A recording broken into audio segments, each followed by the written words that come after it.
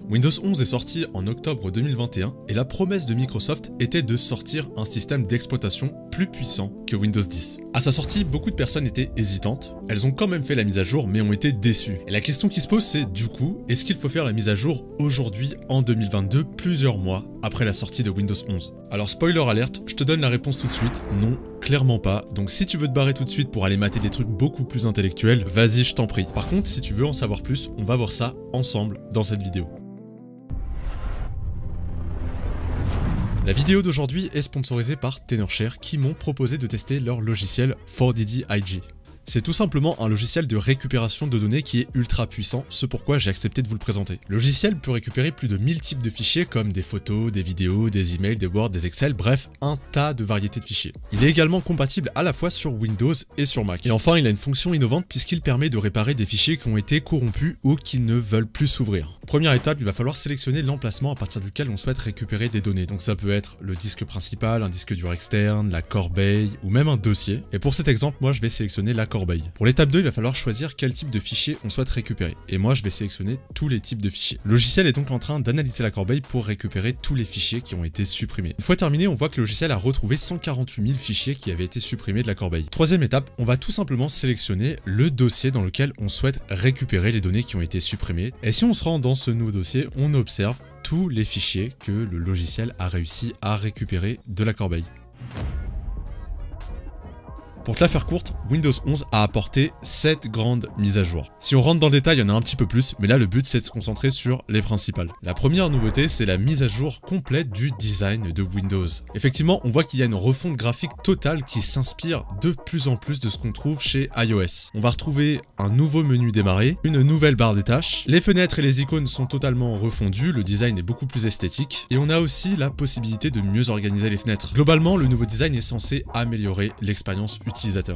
La deuxième nouveauté, c'est la mise à jour du Microsoft Store avec une refonte graphique qui intègre une compartimentation qui rend du coup le store beaucoup plus clair.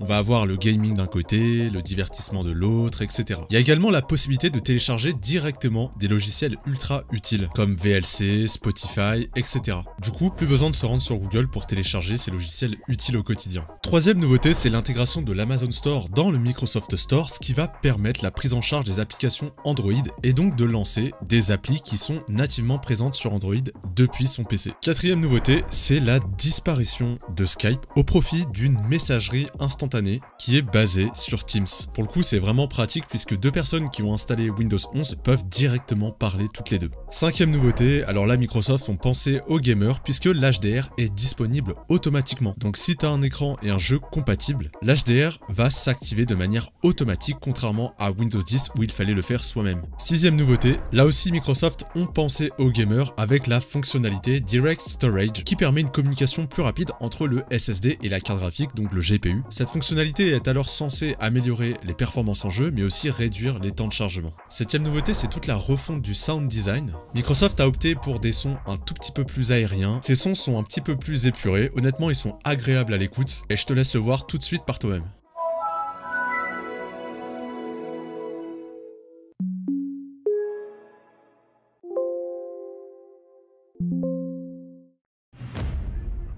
Alors clairement, la réponse c'est non. Et je vais te donner 8 raisons pour lesquelles il ne faut pas installer Windows 11 en 2022. Première raison, c'est la configuration minimale qui est requise par Microsoft pour pouvoir installer Windows 11. Microsoft dicte un certain nombre de conditions. Côté processeur, si tu es chez Intel, il te faudra un processeur au minimum de 8e génération. Et si tu es chez AMD, il faut un processeur d'architecture au minimum Zen 2. Côté carte graphique, il va falloir une carte graphique qui soit susceptible de faire tourner DirectX 12. Donc il faut avoir une carte graphique qui soit récente. Or, comme on le sait, il y a eu une énorme pénurie de cartes graphiques auparavant. Et enfin, au niveau du TPM, il faut le TPM 2.0. Et ça, encore une fois, ça ne concerne que les cartes mères les plus récentes. Deuxième raison, il va te falloir désormais un compte Microsoft de manière obligatoire. Donc si tu n'en as pas créé un, il va falloir en créer un pour pouvoir utiliser Windows 11. Troisième raison, Windows 11 a été vendu comme un OS qui était censé être plus performant que Windows 10. Et pourtant, selon certains benchmarks indépendants, c'est totalement pas le cas. Soit les performances sont les mêmes, soit elles sont un tout petit peu plus faibles. Quatrième raison, et c'est peut-être d'ailleurs la plus importante, c'est qu'il ne faut jamais installer un OS qui vient tout juste de sortir car il y a souvent plein de bugs. Alors on peut se dire ok, sauf que Windows 11 là est sorti il y a plusieurs mois. Et pourtant, il y a toujours des bugs. Certains ne sont toujours pas résolus, donc on a le sentiment qu'on est face à un système d'exploitation qui n'est pas abouti. Cinquième raison, c'est le côté un petit peu forceur de Windows 11 qui impose d'utiliser Edge en navigateur par défaut. Donc même si vous mettez Chrome en navigateur par défaut, Windows 11 va à chaque fois vous proposer de passer sur Edge. Et ce forcing à la longue, c'est quand même un petit peu chiant. Alors certes, depuis mars 2022, Microsoft ont essayé de corriger le problème, mais c'est toujours une galère.